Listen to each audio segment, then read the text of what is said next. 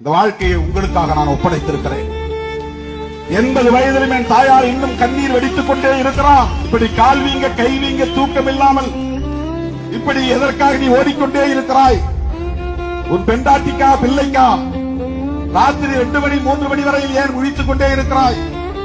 ஒரு நாள் கூட நீ சென்னையிலே தங்குவதில்லையே, எதற்காக என்னை வந்து சென்னையில் தங்க வைத்திருக்கிறாய் என்று புலம்பிக் கொண்டே அழுது கொண்டே இருக்கிறான். அதையெல்லாம் நான் பொருட்படுத்தாமல் ஓடிக்கொண்டே இருக்கிறேன். எதற்காக?